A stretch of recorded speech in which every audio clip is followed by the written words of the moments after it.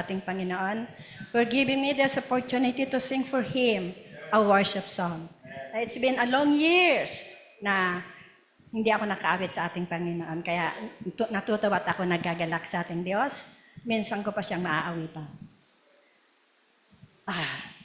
Okay.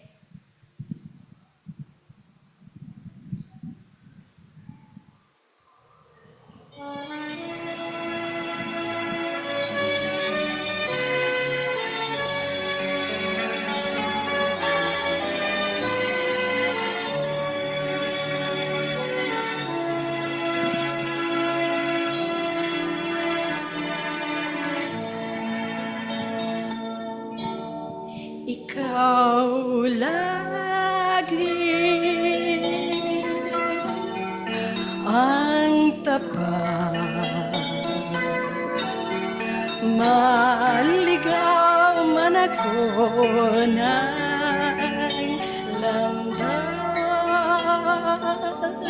kahit saan, kahit kailan, buhay ko sa'yo nakalaan.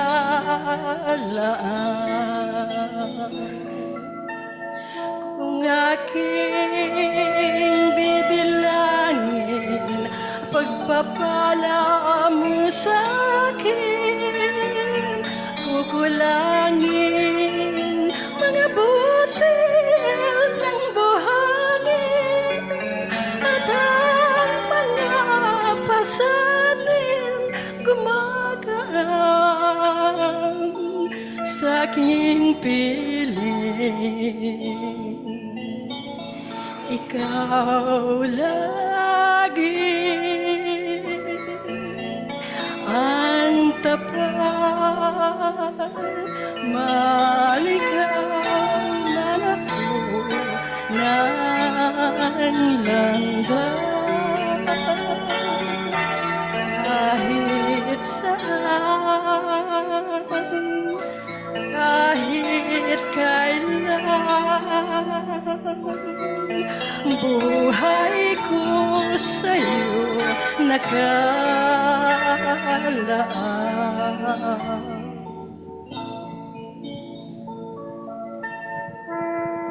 Kung ako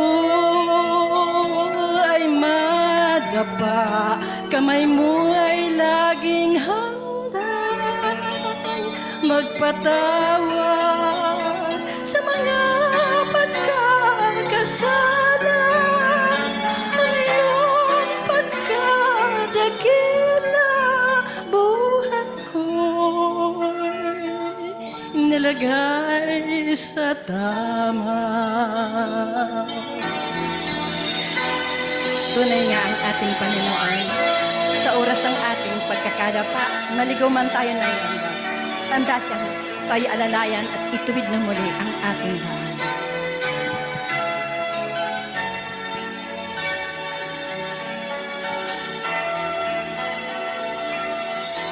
Kahit saan, kahit kailan,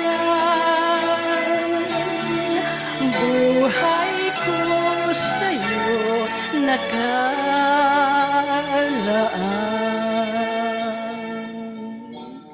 Ikaw lagi ang tapat, maligaw man ako ng landas, kahit saan,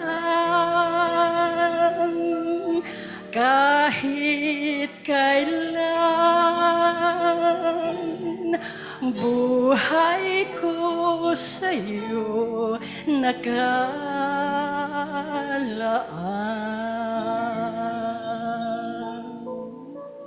Sa Diyos po ang papuri.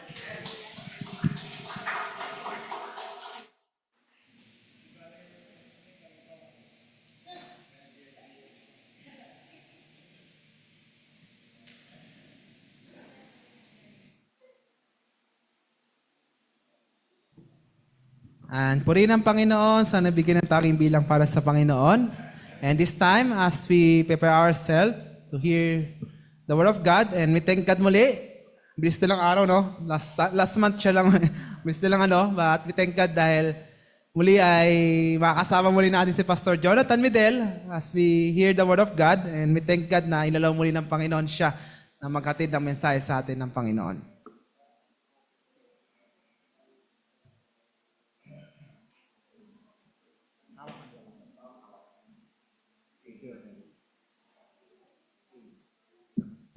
Hey. Dito lang po.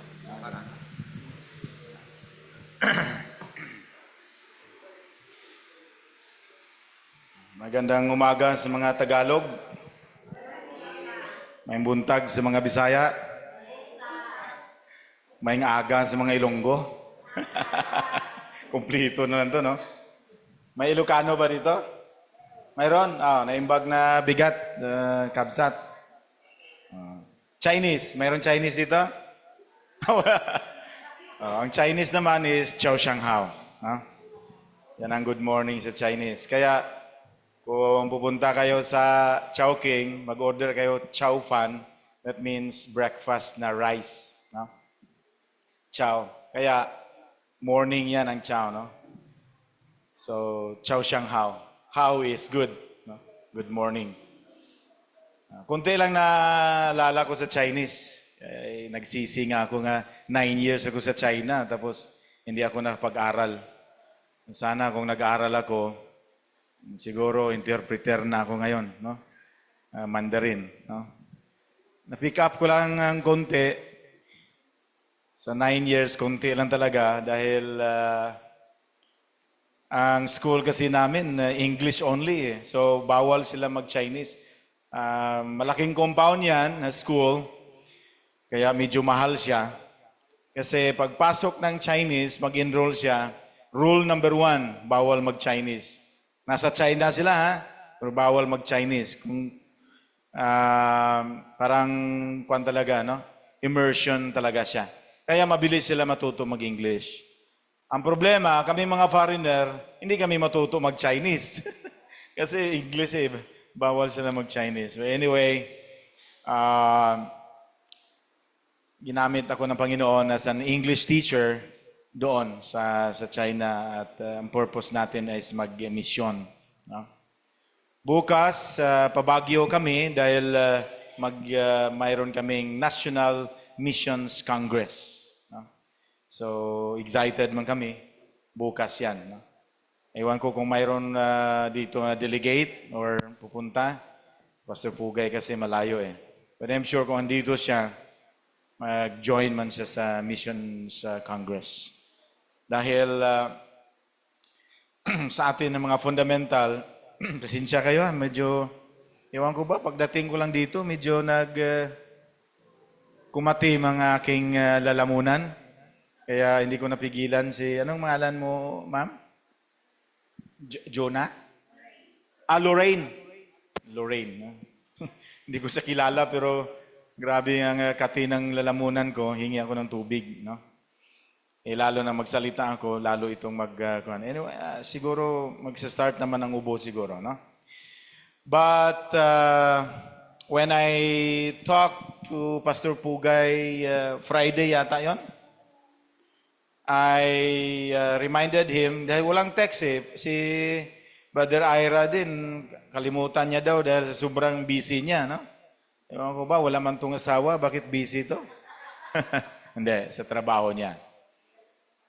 Nakalimutan niya. Ako rin, naghintay-hintay ko sa text nila dahil every 4th Sunday ako, di ba? Ang buwan na ito ay may 5th Sunday. So nalito ako, 4th Sunday ako or 5th Sunday. Kaya hindi ko na napigilin ang sarili ko. Text ko si Pastor Pugay una.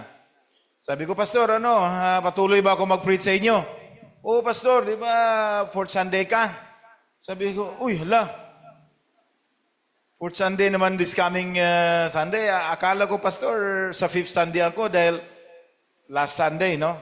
Sabi niya, pwede ba, Pastor, na ikaw bukas or the following day, ngayon 4th Sunday, at saka 5th Sunday.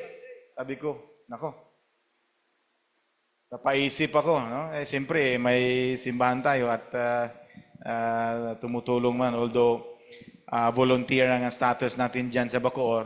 Pero 8 years na ako dyan, volunteer, walang sahod. No? Sabi ko kay Pastor Pugay, sige, magbalisensya lang ako sa head pastor namin. So, sana hindi kayo magsawa, ha? Ako ngayon at next Sunday, okay lang ba? Ha? Oh. Ang matamaan ngayon, huwag lang simba next Sunday, ha? Hindi, joke lang. Okay? Akala ko nga, yung first na preaching ko, hindi na talaga ako ma-invite. Kasi hard preaching yun eh. No? Ngayon, hard din, pero at least nasanay na kayo sa akin. Ha? Oh, kung matamaan tayo, yuko-yuko lang tayo, tago. Pero maganda yan na matamaan ka. Bakit? At least may mag-remind sa atin na mali na ang ginagawa natin, di ba? Because the Word of God is for reproach, for correction, di ba? Para ibalik tayo sa Panginoon. Yan ang purpose ng Word of God. So ngayong umaga, hindi naman niya ako binigyan ng topic, so ako na lang bahala. Ha? Next Sunday kasi, sabi niya, repentance. Oh. So magsisi na kayo ha, before magpunta next Sunday. Anyway, joke lang yan. Okay? But this morning, mabasa niyo dyan. Ha? Ang title ng message is, Let It Go. Okay? Bitawan mo. Bitawan mo siya. And famous ito nga kanta na Let It Go, no?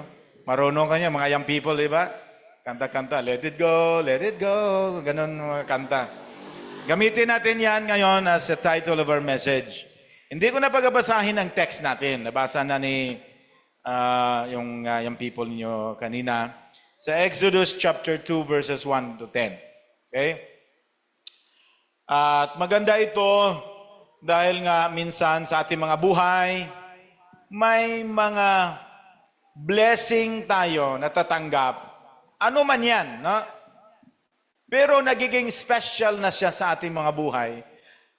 Pero nagiging problema na siya. Okay? So maraming pagkakataon na ang blessing nagiging curse na.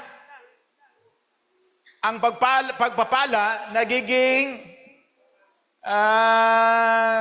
ano bang Tagalog sa curse? Sa amin sa Bisaya kasi tunglo. Sumpa na. Nagiging problema na kahit pagkain. Ha? Alam niyo ba na blessing pagkain, di ba? Di ba? Kung hindi ka kakain, patay tayo. Blessing talaga. Pero kung supra-supra na, at hindi na talaga mapigilan yung bunganga mo, ha? Kain ng kain, kasalanan na yan. Anong tawag yan sa Bible? The sin of gluttony. Kasalanan na po yan. Na? Dahil sa sobra natin ka sakim, selfish, hindi lang sa pera, but, sa pagkain, lalo masarap. Kahit busog na, kain pa rin ang kain. Kaya, alam ba ninyo, na source din ng mga lahat ng mga sakit ang pagkain. Lalo na kung hindi na mga healthy ang mga pagkain. Kasalanan na din yan. Ha? Sinabihan ka na ng doktor, tigil ka na kain baboy, kain pa rin ng baboy. Mga kapatid, kasalanan na po yan. Ha? Hindi na po yan. You have to let it go. Ganon din. Ano ang background nito? Nabasa natin kanina. Di ba, lahat ng mga Israelites nasa Egypt na by virtue of Joseph. Remember niyo sa istorya. Hindi ko na pag-ibalik yung kay Joseph. Although one of the best stories na palagi ko yan binabasa, ang life talaga ni Joseph. Napakaganda. Minsan, naiiyak ako, no? Dahil sa kanyang ugali, no? Attitude na hindi talaga nagtanim ng galit or puot sa kanyang puso. Kahit bininta na siya, kahit attempted na pinatay siya sa sarili niyang mga kapatid, pero miss pa rin niya Grabing pagmamahal niya sa kanyang mga kapatid. To make the long story short, no, tumanda na sila, si Joseph namatay, at yung Pharaoh na best friend niya, yung naglagay sa kanya bilang second hand siya. Sa buong Egypt, Joseph became very powerful because of that Pharaoh na akala ni Pharaoh na Diyos na si Joseph dahil lahat ng mga panaginip niya na interpret ni Joseph Hindi niya alam na ang Diyos yun. Nagbigay sa kanya ng talino. No? Kaya matay na sila, may pumalit yung namatay na Pharaoh. So hindi man tawag sa kanila king Hindi man tawag sa kanila emperor Pharaoh. Pero nawala na yun no? Nawala na. Kaya consider ang Egypt as the oldest civilization. Lahat ng mga invention galing doon. Lahat din ng mga idolatry galing doon. So, nung nagbago na ang gobyerno, Pharaoh, nakita ni Pharaoh, yung bagong Pharaoh, na dumami ang mga Hudiyo. Mga Israelitas, dumami sila. And so, napaisip siya. Natakot siya. Sabi niya, kailangan itigil natin pagdami itong mga Hudiyo. Baka mawala ang ating kultura, mawala totally ang Egypt. Dahil baka sila na magpresidente, sila na maghari. In fact, ang second hand na ni Pharaoh na si Joseph, Hudiyo pure yun. Kaya lahat yung Hudiyo, dinala niya, mga kapatid niya. Di ba? Ngayon dumami, takot sila. Dahil si Pharaoh mismo, alam niya na number one talaga mga Hudiyo, matalino. Matalino talaga Hudiyo. Kaya nga si Hitler, kilala niyo si Hitler? Yung kapitbahay ko? Hindi. Joke lang. Hitler, Second World War. Di ba, kilala natin yan? Ilang Jews pinatay niya? 6 million Jews. Grabe. Bakit? Bakit ganon na lang ang hatred niya sa Jews?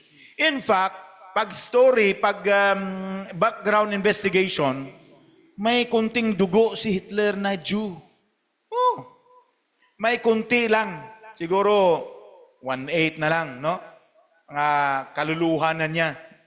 Pero may dugo siyang Hudiyo. Pero bakit? Ang istorya daw, I don't know, baka marites lang to. Baka chismis lang to.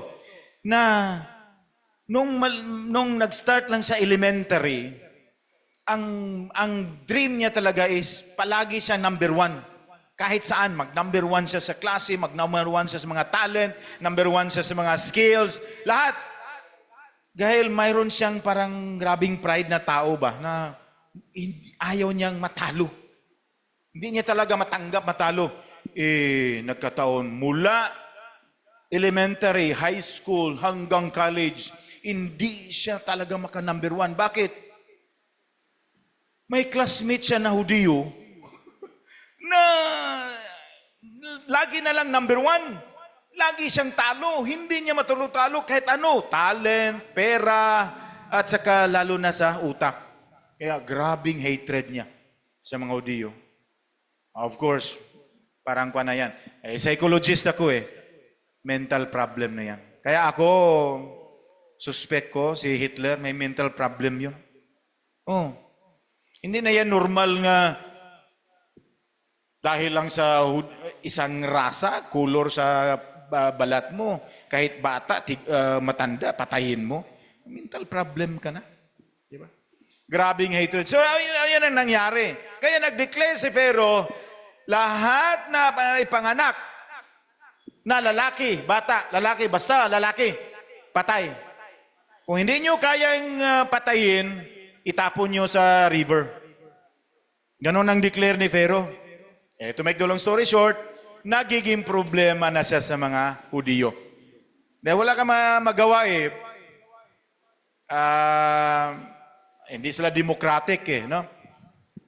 Pag magmandar, uso kasi dati na Pharaoh or emperor or king, anong isabi nila, susunod yan So wala sila magawa. So ito na, problema. Nag-asawa yung, actually, para magkapatid lang sila. Nagilunggo na naman ako.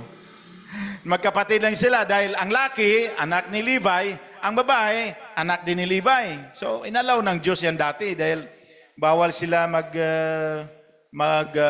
intermarriage nung mag-marry sa ibang rasa. No? Bawal yan sa kanila sa Hudiyo. And so, to make the long story short, nag-anak sila. Nagbuntis ang babae. Nag-asawa, siyempre. Paglabas, lalaki. Problema na yan.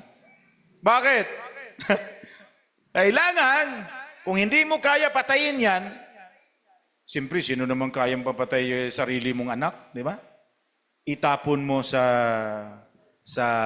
ilog. Sa amin sa Ilonggo or Cebuano. Suba. No? Ilog.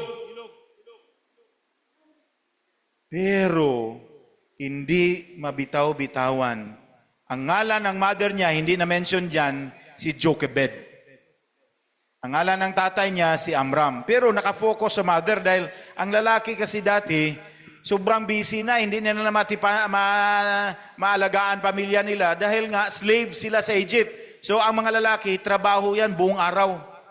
So, na out of scene ang tatay. Dapat, yang problema na yan, tatay mismo ang maghanap ng solusyon. Pero nga, busy sila sa trabaho slave sila Diba? Wala magagawa ang mga Hudiyo dati. So, ang asawa ang naghanap. So, anong ginawa ni Jochebed? Tinago niya for how long? 3 months. Diba? So, hindi ko alam anong ginagawa ng mother para hindi lang marinig ang iyak ng bata. Dahil imposible sa bata na hindi iyak. Di ba? Hindi mo rin yan masibihan, hindi pa may yan makaintindi. Uy, may sundalo, huwag kang iyak ha. Hindi niya maintindihan. 1 month, 2 months, 3 months. Di ba? So hindi ko alam pag-iyak siguro ni Moses. Takpan yung bibig niya para hindi lang marinig. Dahil araw-gabi, ikot yan, mga sundalo. Ikot yan. Pag may marinig na bata, katok, pasok, tanungin, lalaki, babae. Pag laki, patay yan. Pero after 3 months, hindi na talaga matago ni Jochebed.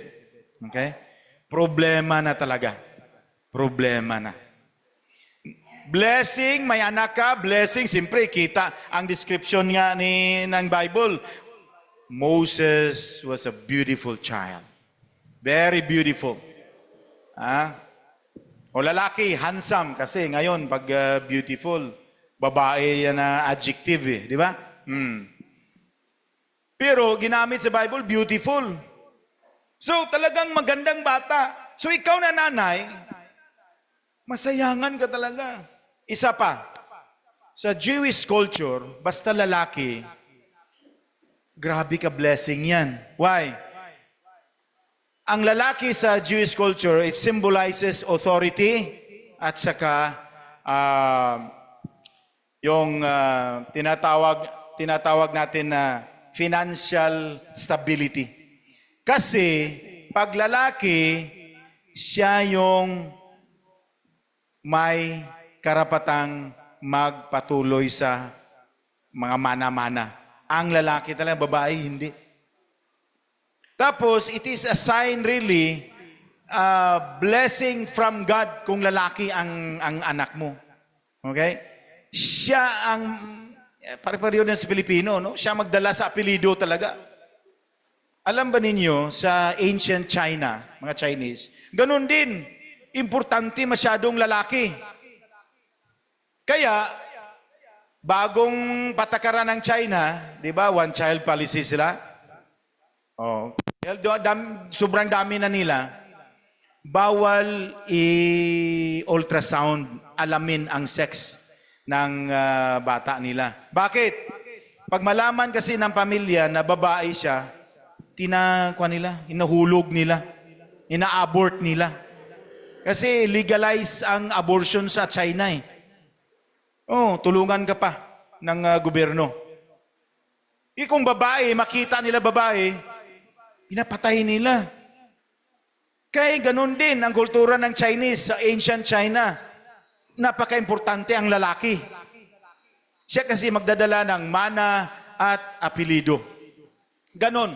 So, grabe na ang problema ni Jochebed. Hindi lang ma-describe that sa Bible, but Moses or his or her son became a very big problem sa kanya.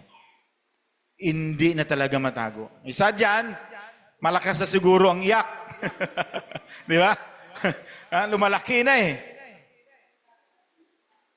Nagiging problema na talaga. And so, that's why the title of our message is, Let It Go! Okay? Bitawan mo. Pero ini-imagine ko lang mga kapatid, no? Habang nag-decide talaga si Jochebed, yung nanay, na I have to let Moses go. Grabe siguro ang pain, struggle sa kanyang buhay. Wala nang magdala sa apelido nila. Wala na magsunod sa mana nila. Wala nang symbolic of strength and authority sa kanyang pamilya. Okay? So siguro, habang gumagawa ng maliit na bangka or tawag dyan ark, no? Umiiyak siguro si Jochebed, no? Pero dito natin makikita ang talino din ng mother. Ewan ko ba, saan niya kinuha ang idea, ang description niya? Una, kuha siya ng mga bulrushes. Itong mga tanim ng bulrushes ito, nasa mga freshwater plants ito na mahaba, no? Pinutol-putol niya, tapos na-bend niya, no? Para mahulma ng baruto or maliit na bangka. Pero lulusot ang tubig diyan. Anong sinabi ng Bible? And Jochebed put, ang dyan is asphalt. Pero sa translation ko, slime. Tiningnan ko ang meaning slime, yan, parang spalto talaga na kung init, medyo kwan siya, mabasa siya. Pero kung malamig siya, titigas siya, tapos number 1 pala ang asphalt or slime or pitch, no? Tawag nila pitch. Number 1 pala siya, pag titigas siya, waterproof pala siya. Hindi siya lulusot. Now, ang tanong ko nga, saan niya kinuha dahil wala pa mang Google dati, di ba? Wala pa mang pag-aaral about science. You see that? Grabing wisdom ng Panginoon sa mother, no? Sa kay Jochebed. Tapos niya weave yung mga sanga-sanga ng puno, nilagyan niya palibot ng slime or pitch or asphalt. Di naman mainit ang river kasi malamig, so titigas siya. Pero pagbasa ko, no, kaya hindi ko maintindihan, kahit sa Tagalog hindi ko maintindihan eh. Ang slime pala or pitch is the best na waterproof. Sabi, no? So, nagtataka ka, saan kaya kinuha nito ni Jochebed na idea? But anyway, Panginoon yun, no? Pagkatapos noon, yun na, siguro pininturahan niya, no? Maganda talaga. Okay, sa mga story naman sa mga bata, basket daw. Hindi siya basket eh, dahil talagang lulusot ang tubig diyan kung basket lang. Patay ka agad si Moses.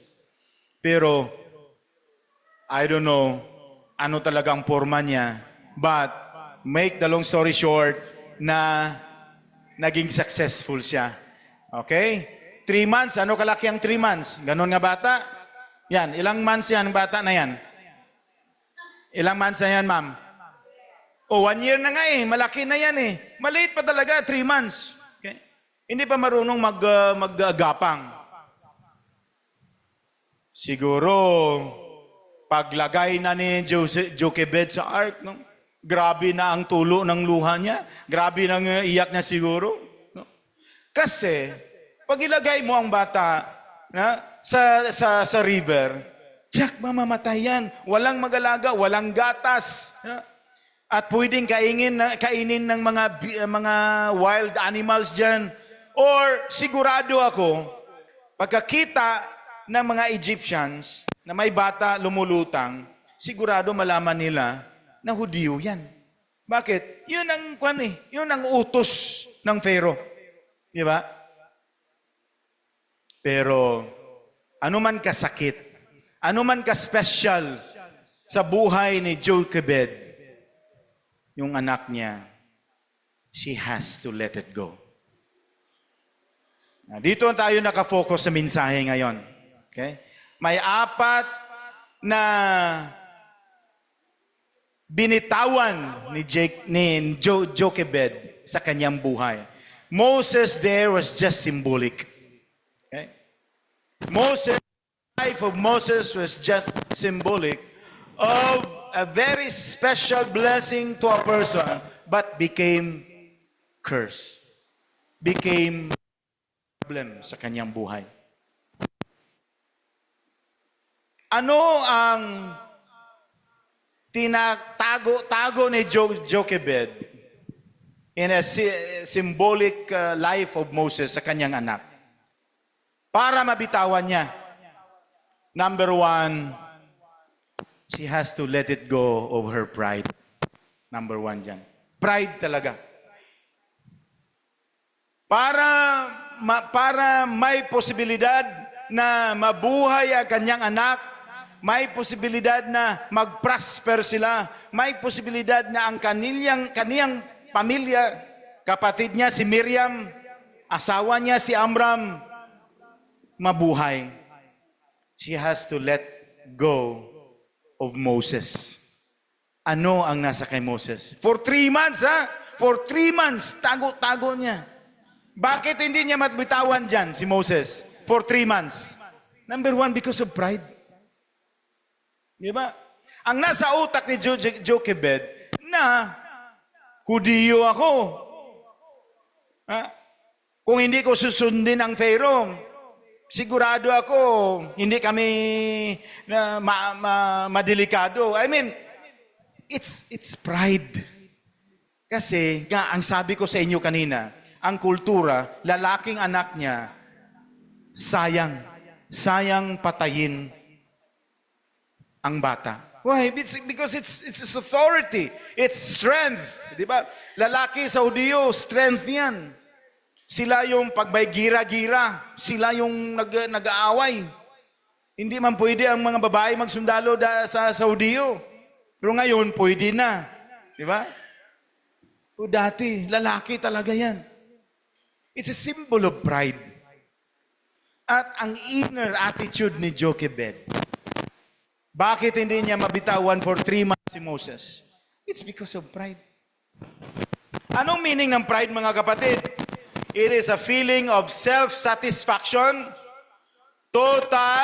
another meaning ng pride, total independence of God. Minsan, mga kapatid, sa ating mga buhay, ang daming blessing siya, pero nagiging problema. Bakit? Hindi natin mabitaw-bitawan. Why? Pride.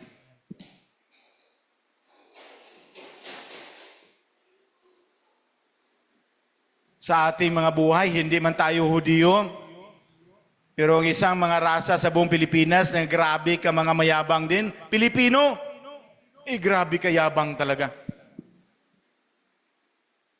Makikita mo sa ugali. Tingnan nyo, ha? Tingnan nyo. That was 2 weeks ago yata.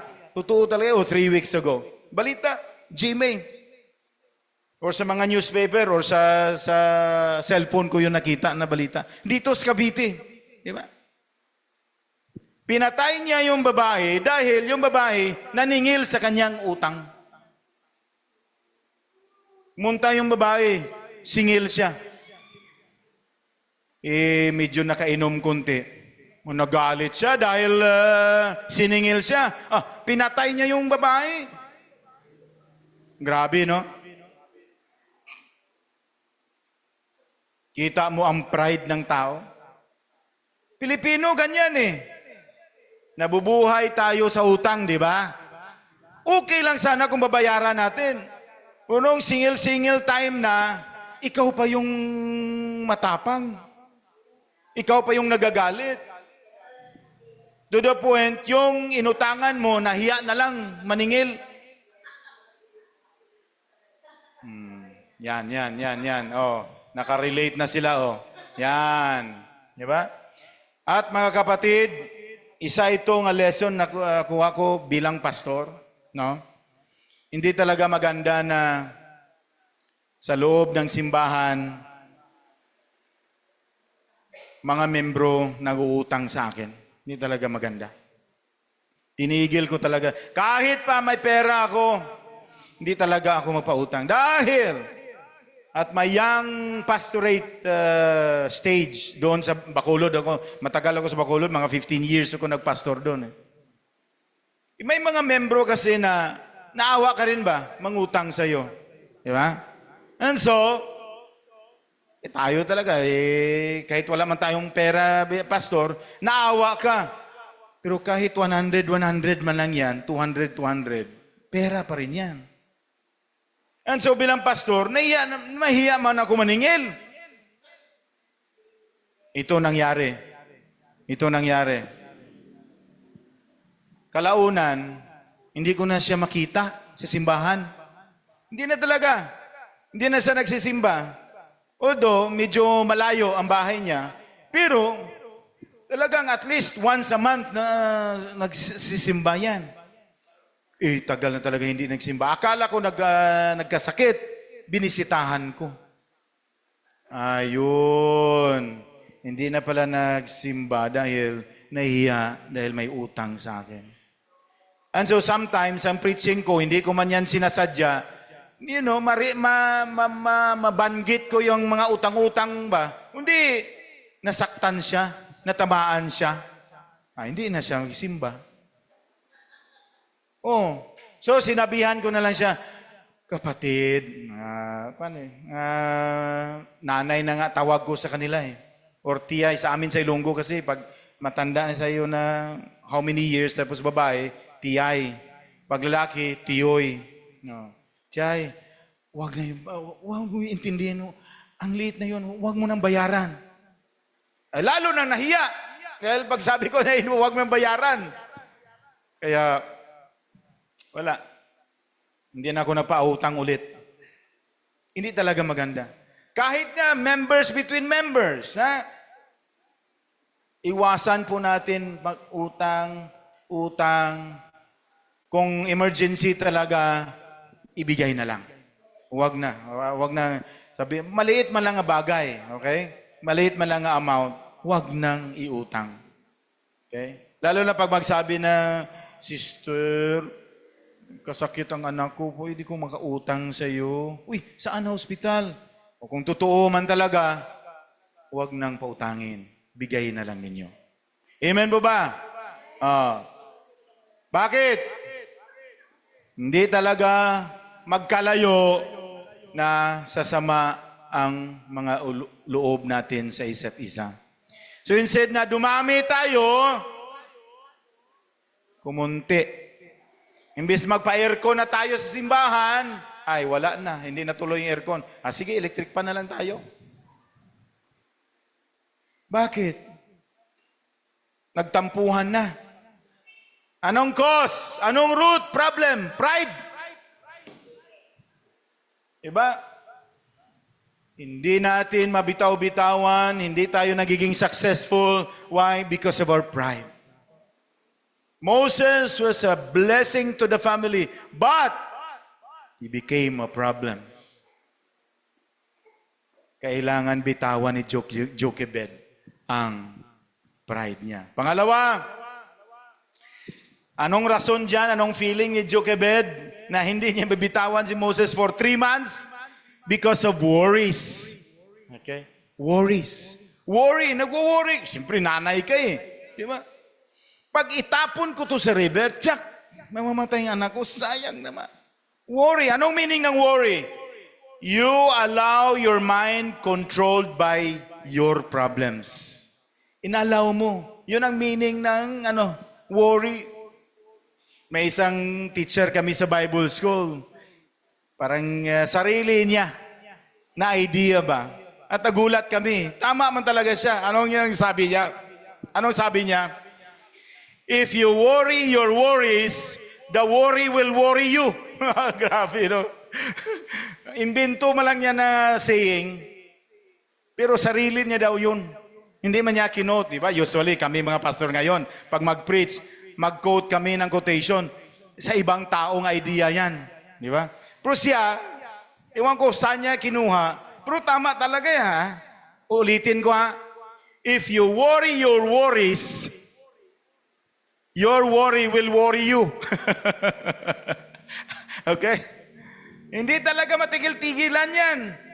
Hanggang hindi ka na makatulog, hindi ka na makakain. Anong resulta?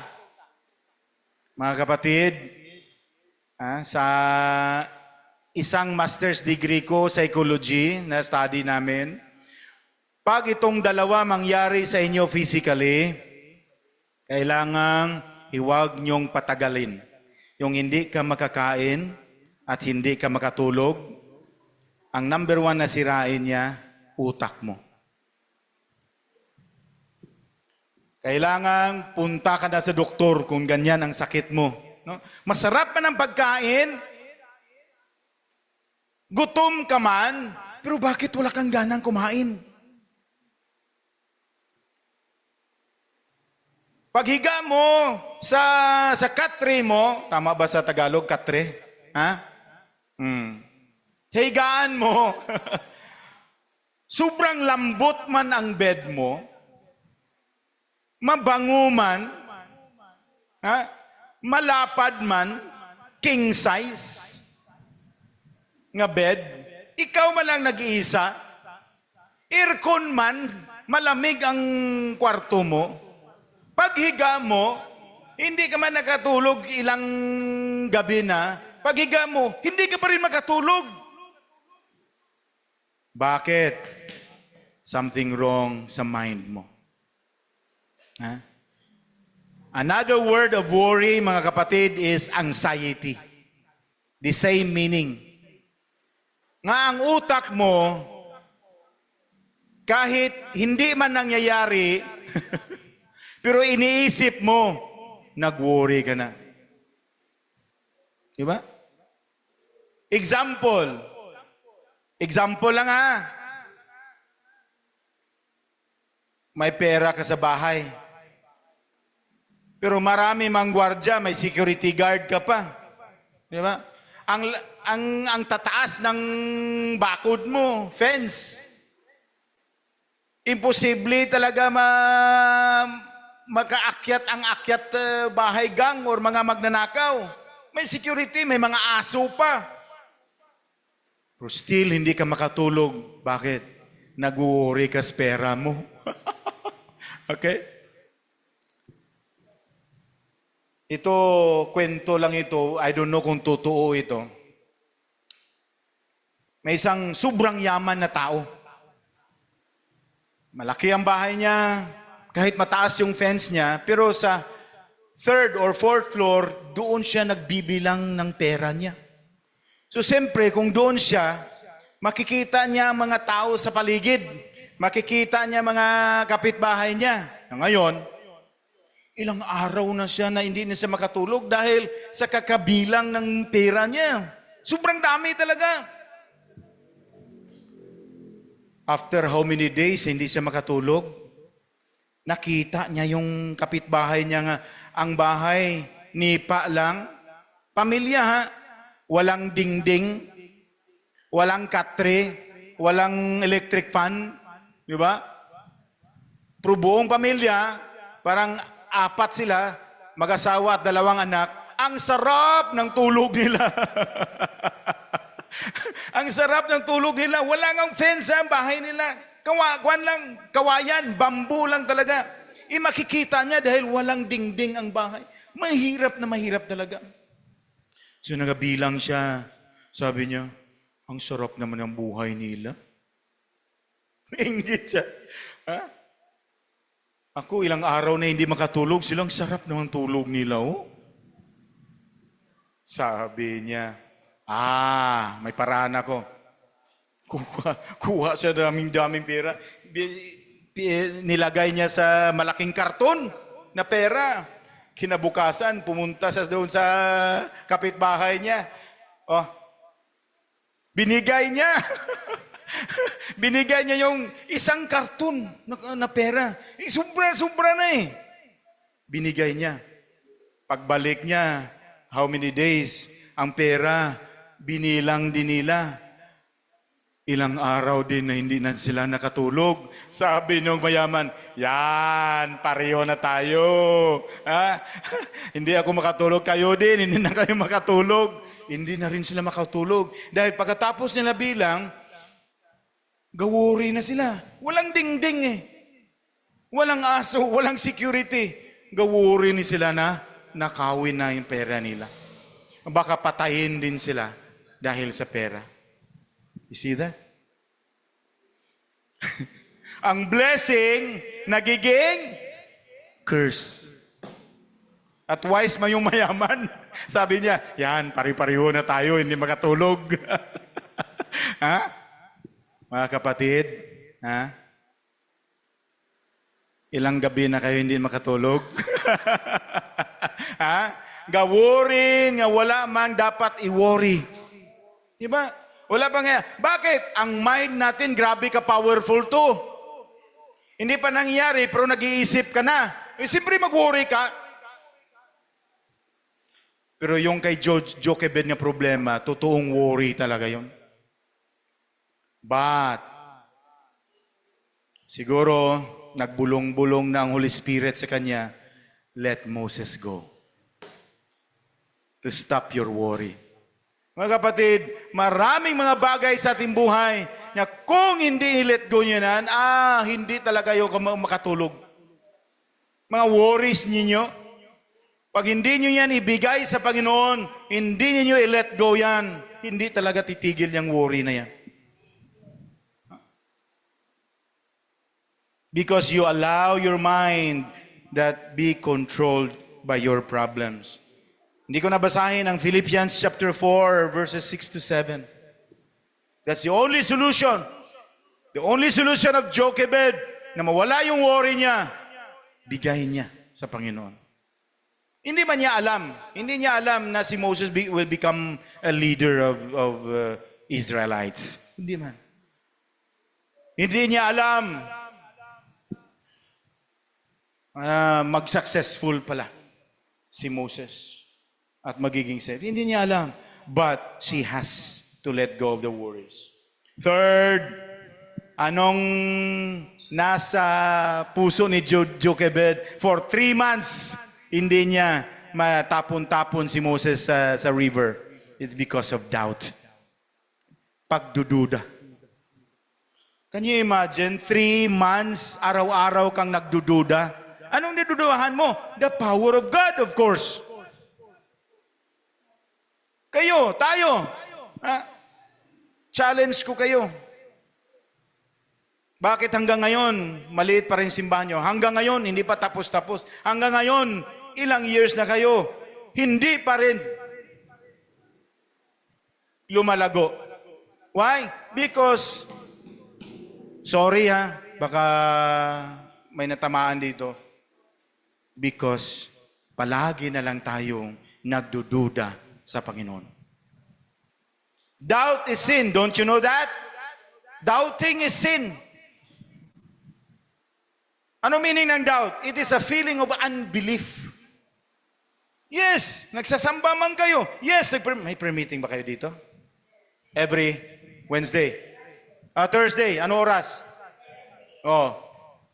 One of these days, tingnan ko kayo dito, i-check ko dito. Baka isa, dalawa lang ang nag-prayer dito. Online!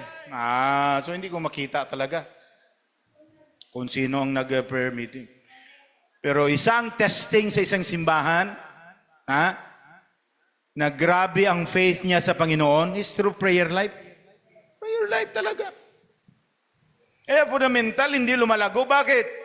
Magaling lang tayo sa Sunday. Magaling lang tayo pakita ng mga maganda natin, mga damit. Uy, sexy ko no.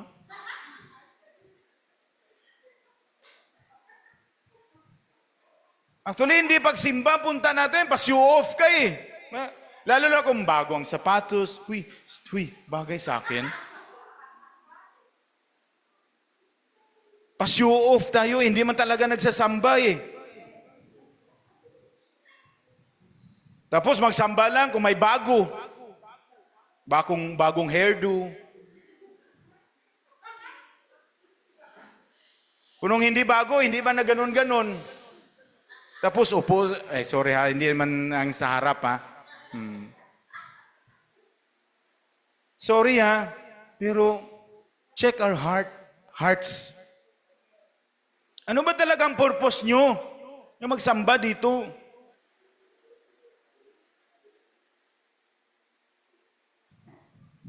Tapos pagdating ng prayer meeting, Miyerkules man or Huwebes, wala. Wala talaga. Isa, dalawa. 100 ang membership ha, 100 ha. Pero 2, 3 ang nagpe-prayer meeting. Ang bahay, ang lapit-lapit. Duraan mo nga, maabot pa yun. Yan ang bahay. Totoo yan. Pero hindi talaga makapunta sa prayer meeting. Just to support man lang sa ating gawain. Kaya kung ako ang pastor, i-check kong membership, i-kuan ko talaga, ilaglag ko talaga sa membership ang mga membro na hindi tumutulong sa gawain. Tithes, hindi mang nagta-tithes. Di ba? Kung may ambag-ambagan, hindi rin. Ano na lang gawin natin dito? Announce may activity, may baptism, may Lord's Supper, hindi rin. Ano ba yan? Kristyano ba talaga tayo o pangalan lang? Hindi sa puso?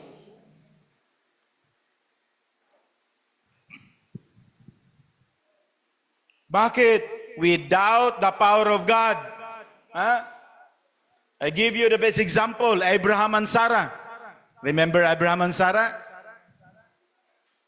Nagbisita mga anghel, pumunta sa kay Abraham at sa kay Sarah.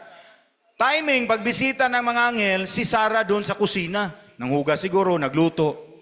So, ang nagharap sa mga bisita, mga anghel pala yon, si Abraham lang. Sabi ng mga anghel sa kay Abraham, manganak kayo. Pagkarinig ni Sarah sa kusina, grabing tawa niya. Tawa siya. Narinig ngayon ng mga anghel. Pinuntahan niya kaagad si Sarah. Sarah, tumawa ka? Sabi ni Sarah, wala okay lang ako. Hindi, tumawa ka. Nainsulto ang anghel. Sabi ni anghel kay Sarah, Sarah, with God, nothing is impossible. Yung tumahimik siya. So after 25 years, matagal paghintay nila, nanganak talaga sila, si Isaac. Na-receive nilang message si Abraham siguro mga 75 years old. And then si Sarah mga 65 years old. Yung pagtanggap pa lang ng mensahe. Pero kahit ganan na nga edad, mahirap na yan. Ang babae, 65. 40 gani, hirapan ka ng mga anak eh. Ang lalaki, medyo walang problema. Tingnan niyo si Big Soto. Di ba? 65 na, pero bata kasi masyado ang asawa eh. Hindi, nanganak pa sa pulin. 2 ng anak nila. Grabe, no? Believe ko kay Big Soto, no? Oh. Ngayon, ito pang pinaka-imposible. Binigay ng Diyos, nag-realize ang promise ng Diyos sa kanila. 25 years after pa. So 75 plus 25, ilang edad ni Abraham? 100. Tatay ko, pastor man, 92 na siya ngayon, pero wala na talaga. Wheelchair na talaga. Kahit ano siya kalakas. Grabe ka-disiplinado ang tao eh, nung bata pa siya. 92 years old, pero grabe pang memory niya. Mata niya, hearing niya, okay pa. Pero hindi na talaga makatayo. Kung bigyan siya preaching, mag-upo na lang siya, tapos ang boses niya, humihina na rin. Dati, grabe kalaki ng boses niya. Evangelist kasi, missionary siya. 92, ha? Si Abraham, 100. Tapos si Sarah, ano? Ilang edad ni Sarah? 90. Kaya nung before nag-100, before nag-90, nagkasala si Abraham, remember? Hindi niya mahintay yung promise ng Diyos. May housemaid sila. Di ba? Nga si Hagar.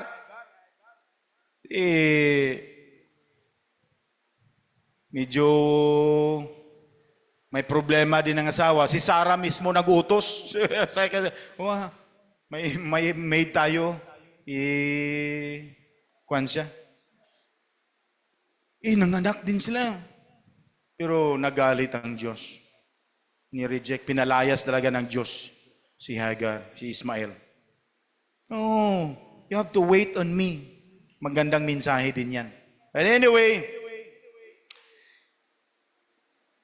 hindi man pinagalitan, but sinabihan ng anghel si Sarah. Sarah, for God, nothing is impossible. Tumahimik siya. Mga kapatid, ilang years na natin na nabasa yan, story ni Abraham, Sarah. Hanggang ngayon, grabe pang doubt ninyo. Wala pa rin tayong pananampalataya. Bakit hindi natin ma-release ang nasa special sa ating mga buhay? Para makatulong ka sa ministry, bakit hindi mo mabitawan yan? Why? Because you doubt the power of God. Ang the best example na test dyan is, how many times sabi ko niyan sa inyo dito? Is through tithes and offering or giving. Oh, grabing, yan ang number one testing talaga. Kaya may ibang mga Baptist church, ibang pastor, practice sila ng, ang tawag nila, first fruit. Bigay lahat sa Panginoon. Bigay lahat sa Panginoon. Halimbawa, pinag-pray ka ng pastor for how many years para makapahanap buhay. Kanina, si Brother Ira, naawa na lang ako dito dahil parang siya man lahat dito. Wala talagang tutulong sa kanya dito. Siya na lang lahat eh. Song leading, mag-prayer, lahat na lang. Maawa man kayo sa kanya. Tulungan nyo. Mga lalaki, anong ginagawa nyo?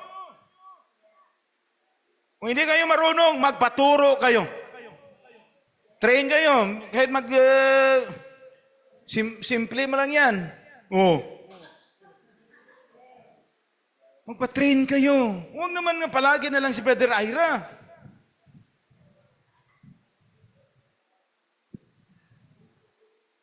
Bakit hindi nyo magawa yan? You doubt the power of God sa buhay nyo. Di ba? May abilidad kayo. Pero bakit hindi nyo ma-release yan, ma-let it go yan? Why? Because of doubt. Ay, hindi ko marunong, pastor. Mayayain ako, pastor. Mga babae, mayayain ko, pastor. Pero araw-araw nagti-TikTok. Ala, pakita sa masilan dyan na part. Oh, totoo yan. Sige tayo sigaw. Hey, give me privacy. It's my private life. Huwag kayong pakialam sa akin.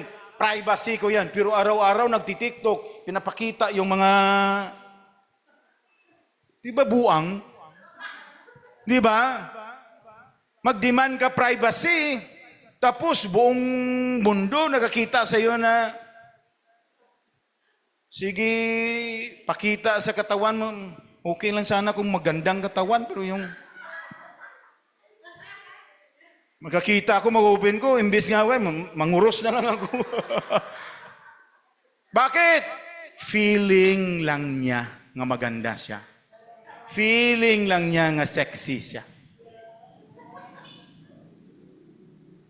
Wala ka mahiya mag-TikTok, pero nahiya ka magpagamit dito sa Panginoon?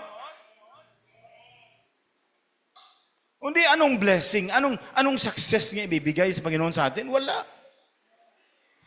Mga young people, diba?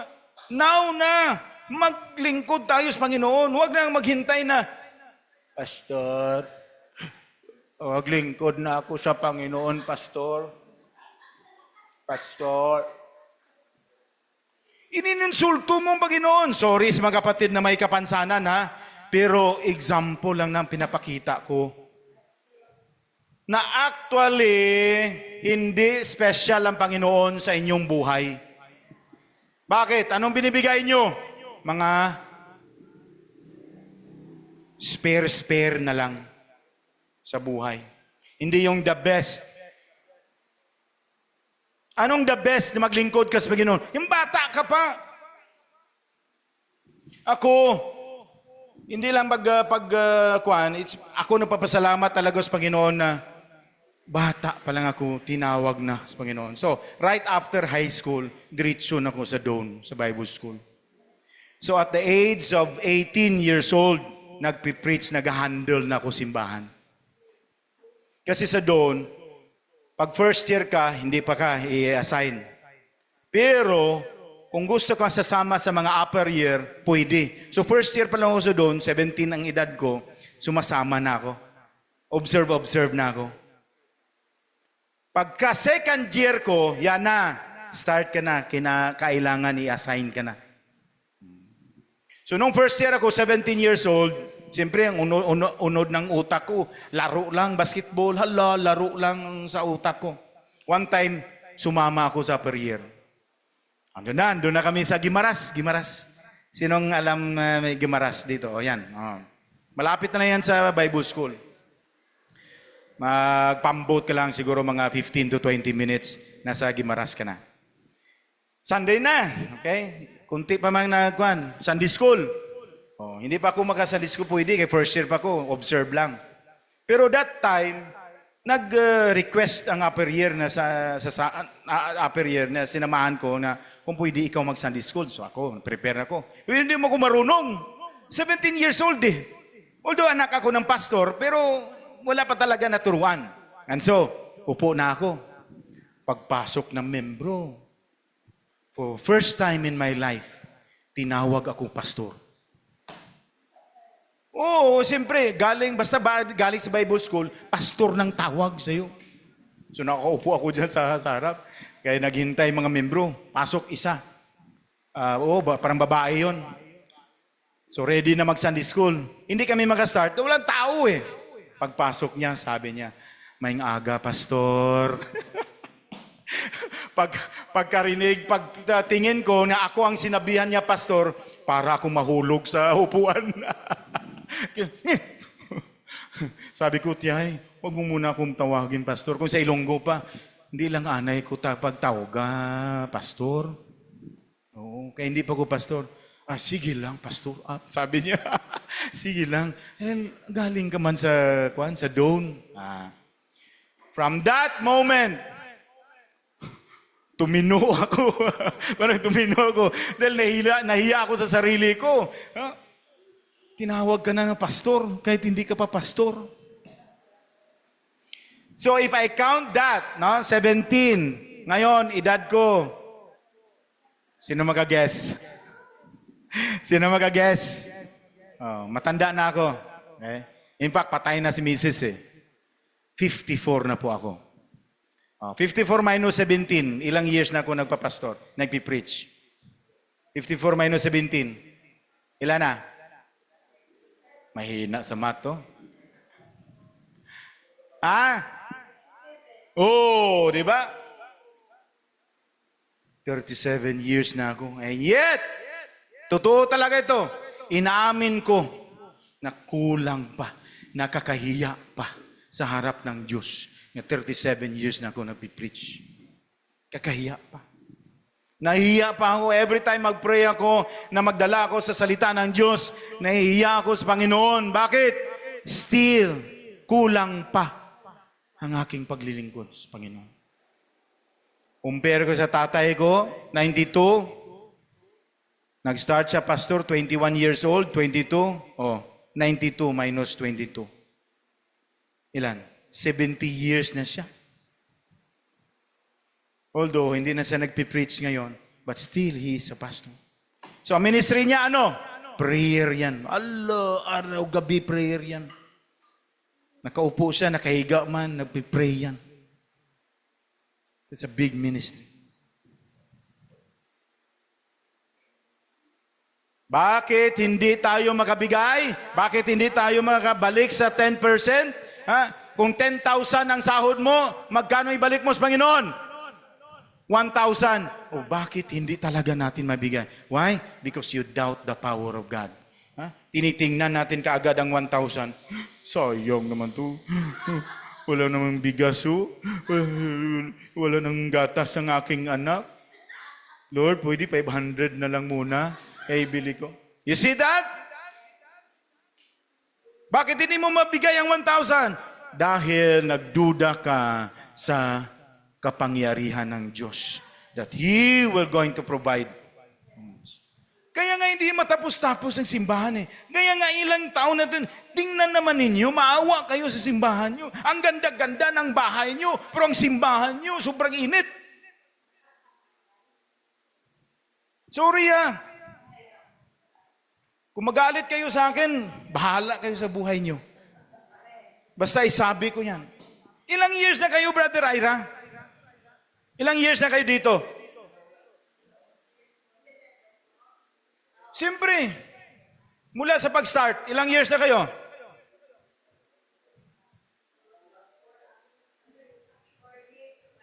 $40 years?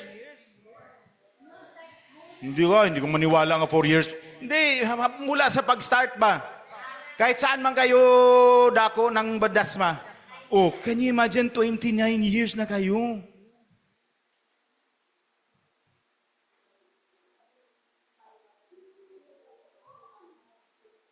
Kaya andito ako sa inyo para i-challenge kayo. Ano ang ginagawa natin for 29 years? Isang problema dyan, you always doubt kasi.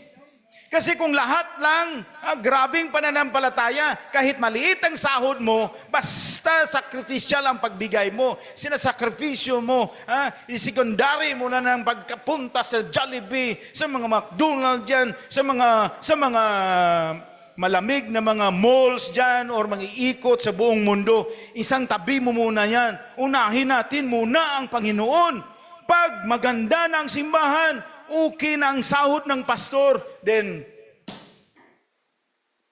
punta kayo Jollibee araw-araw. Kasi I believe, i-bless kayo ng Panginoon talaga. Baka ang Jollibee pa ang pupunta sa bahay nyo. Hindi na kayo po maghanap pa kayang Jollibee. Oh! The other week lang, hindi man ako nag-order, may kumatok. Jonathan Midel ka? Oo. At ito pagkain, oh. Grabe, no? Hindi man ako nag-order. Pagkain, ramen. Magkano? 619 ramen lang.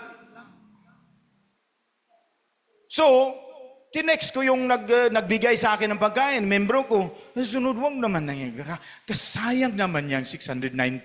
Ramen man lang. Pagkain ko, hindi man masarap. Although, medyo na-insulto dahil magpasalamat na daw ko, pero sabi ko, sayang naman ang 619. Pero thank you, Pero sana, ang sobra dan, ibigay sa simbahan. Huwag nang 619. Grabe naman yan. Kaya hanggang ngayon, kahit may pera ako, saan ako kumakain? Yan sa mga mura-mura lang. Bakit? Para makabigay ako kung may offering.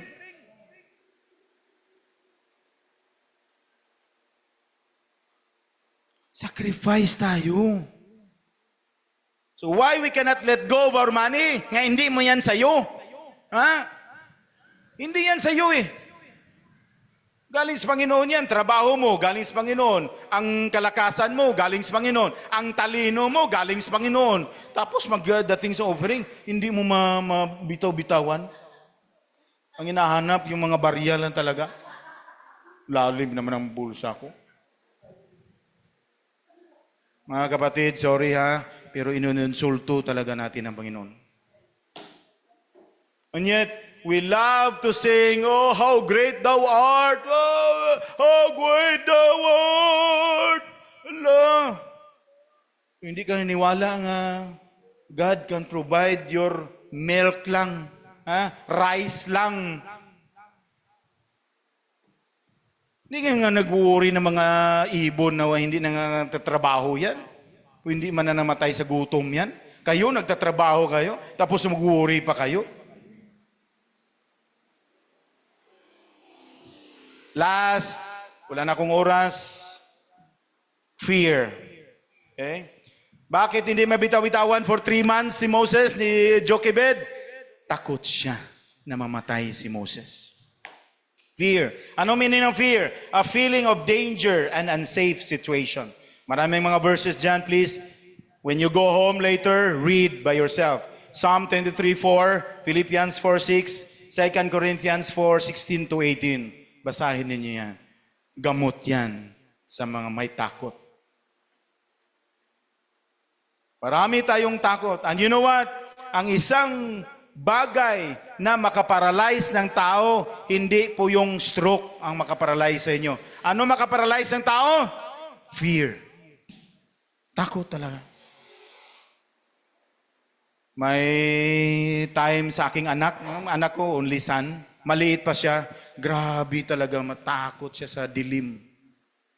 Kahit anong palo ko sa kanya, hindi talaga siya pupunta sa dilim. Iwan ko ba, maliit pa siya, siguro 3, 4, 5 years. So, ngayon, medyo okay na siya. Pero fear of darkness, grabe talagang bata. Kahit anong palo mo sa kanya, hindi talaga, iyak na lang siya. Magpapalo na lang siya. Hindi talaga siya pupunta doon sa kusina, walang ilaw. Grabe. Fear. Fear can paralyze you.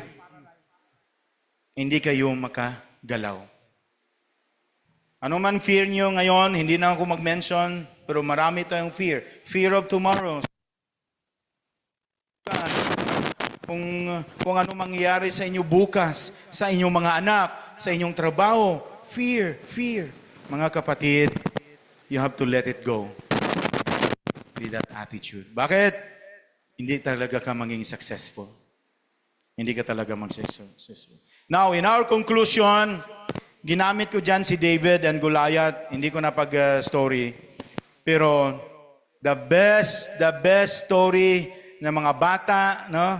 Pero sa akin, as an adult, how many times I read that? 1 Samuel chapter 17, 1 to 58. Pero ang sinabi ni David, when he faced Goliath, verse 45, basahin niyo dyan.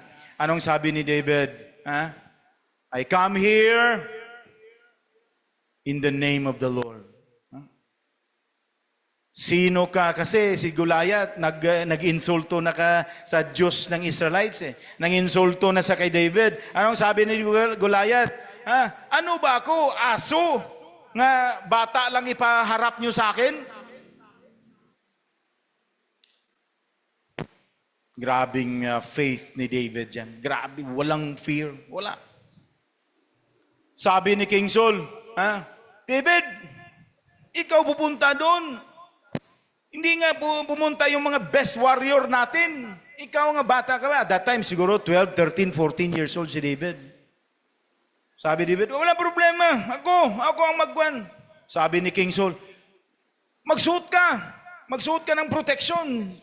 Bigat-bigat ng mga protection, pati espada. Sabi ni David, wag na. Mabigat yan. Hindi ko yan kailangan. You know what? Ano nang dinala niya? Anong dinala niya? Tirador. Grabe no, tirador. Hindi pa yung tirador ngayon na pag malakas ang rubber mo, masakit yan. Pag malaki ang bato, makapatay din yan. Di ba? Pero may narinig kayo sa Pilipinas na namatay dahil sa tirador, slingshot. Wala, di ba? Grabe nga story, no? It was a classic example of a impossible things or phenomenon may happen. Ganun-ganun mo lang yung maliit na bato. Kahit ano mong practice yan, hindi mo yan 100% ba? Di ba? Kasi hindi sight eh. Kung sight sana, pwede. Pero yan, ikot-ikot mo pa. Tapos bitawan mo. Tapos at that time, wala mong practice si David dahil Ang trabaho niya, magbantay man ng karnero or tupa. Because of the faith of David, patay niya si Goliath. Pero, i-include ko ang conclusion dito after na nilet go ni Jochebed si Moses. So, anong nangyari? Okay? Lahat na pride niya, lahat na worries niya, doubt, fear, hindi nangyari. Pagbitaw niya, ang kapatid niya si Miriam, siyempre, mahal niya yung kapatid niya sinundan niya. So habang naglumutang-lutang yung si Moses, sa malayo, makikita niya sinusundan niya. kung saan pupunta si Moses. And then, miracle of all miracles, anak ng Pharaoh. Hindi yan naliligo sa ilog. Madumi yan Di ba kung hari ka, malinis yan na tubig at saka special na bathroom yan. Pero bakit at that time, nga padaan si Moses, maligo talaga sila sa ilog ng dumi-dumi? Anak ka ng hari, ilog ka maligo? Ano ka? Magtataka ka. But it was the hands of God na. So pagkita ni Miriam na salo sa mga anak ni Pharaoh, nagpakuno-kuno siya, pinuntahan niya kaagad. Pero alam na kaagad ng anak ng Pharaoh na Hudiyo yun dahil nga sa declaration ng tatay nila So pag may lumutang na bata yan, Hebrew talaga yan. Hudiyo yan dahil mga Egyptian, hindi naman Pag Egyptian, buhay yan. Pero pag Hudiyo, kailangang itapon nyo sa river. So expected na. Pinuntahan ka agad ni Miriam. Ma'am, gusto nyo magbantay dyan? Sabi ng anak ni Pharaoh, oo, may kilala ka. Oo, may kilala ko. Wise man si Miriam, para alagaan talaga ng mabuti, sarili man niyang nanay din. si Jochebed pa rin. Tingnan niyo Nirelease niya lahat, mga worries, doubt, and fear ni Jochebed. Grabe ang blessing sa kanya. Hindi lang napalaki niya si Moses, wala pa siyang gastos. May sahod pa siya. Di ba? Andiyan Pag tinawag na ni pero hindi nila alam, na yun ang mother talaga, si Jochebed. Sabi ni anak ni Pharaoh, ikaw ba ang magbantay? Oo. Siyempre, ang trust yan. Kung makuha niyang Egyptian, baka patayin pa rin niya si Moses. So, wise man si Miriam. Gusto niyo magbantay, mag-nurse sa kanya. Ang suggestion, Hudiyo pa rin. Ang pinagtataka ko rin na pumayag ang anak ng Pharaoh na Hudiyo din magbantay. Di ba? At wala, hindi siya natakot sa sarili niyang ama. Pwede siya mapatay dahil kung ano ang declaration ng ama ng Pharaoh, kailangan matupad yan. Pero tinago pa rin, pero pinakilala na anak na niya. Okay? Consider na talaga, parang i-adapt na talaga siya, ang anak ng Pharaoh. So you see the blessing? Siya na nagbantay sa sarili niyang anak, bumalik sa kanya, wala na siyang gastos, may sahod pa. May sweldo pa siya. Di ba? I-try nyo. Release ang mga hindi ninyo ma-release dyan. Later, mag-offering tayo. Later, mag-tithe tayo. Release. Let it go. Try nyo ang Panginoon. Ang sabi niya, anong pangako niya? I will open the windows of heaven and pour out. Now, it doesn't mean na magmilyonaryo ka It doesn't mean mayaman ka. But you will be successful. Success means you are in the center of the will of God. Kung single ka, bigyan ka ng pinaka-the best nga partner. Kung may trabaho ka ngayon, i-promote ka ng Panginoon. Lakihan niya ang sahod mo. Lahat na blessing, pamilya mo, mga anak mo, bigyan ng good health na katawan. Pag-aral nila, like for example, father ko, wala talagang pera, pastor eh. Ang first niyang sahod, 32 pesos a month. 1970s yun, missionary siya. 10 kami magkapatid. Tell me, paano niya mabuhay ang 10 na yan with only 32 pesos a month? Pero he is very faithful, hindi siya talaga tumigil. Pagka-pastor, pag-mission, anong binawi? Hindi siya nagmilyonaryo, pero lahat kami magkapatid, professional, wala siyang gastos. Bakit? Lahat kami scholars. High school, college, scholar yan. Diba? Binigyan kami ng talino ng Diyos. Hindi matalino sa tatay nanay, hindi. Pero magtaka kami, na kaming mga anak, mga matalino. Oh. Because of God. Diba? Magsabay ang 3 sa college, milyon yan. Pero walang gastos tatay. Kahit pamasahe, kami na nag-provide sa aming pamasahe. Maawa ka sa tatay mo eh. Pastor, walang sahod. Ganon din na nangyari sa buhay ko. Hindi talaga ako magpastor dahil nakita ko kay tatay ko. Pero lahat na worry ko and down ko dati, hindi man nangyari. Hindi. Hanggang ngayon, wala akong sahod. And yet, nakasasakyan ako. Nakamotor ako. 2 pang motor. May bahay ako. Although maliit lang, pero nas Makati. Can you imagine that? Binigay yan lahat sa Panginoon. Makasawa ko, hindi na magproblema asawa ko. Di ba? Wala akong sahod, buhay ako. Why? Because of God. Hindi talaga nangyari na hindi ko magpastor, maghirap ako. Hindi nangyari. Nagdoble pa. Let it go. Ano na yun sa buhay mo dyan? Dahil niyan, hindi ka magiging successful. Hindi tayo makasunod sa Panginoon. You have to let it go. And masyak kayo. Grabing blessing sa Panginoon. Let's pray. Panginoong Diyos, salamat po sa inyong mga salita.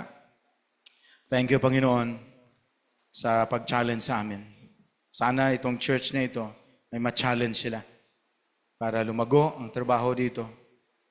I'm so sorry, Lord, na I know natamaan sila, but I have to say it. I have to preach. I have to challenge them. Dahil kung walang mag-challenge sa kanila, walang mangyayari sa kanila, Panginoon. So bless this church. Bless your word into our hearts. In Jesus' name. Amen.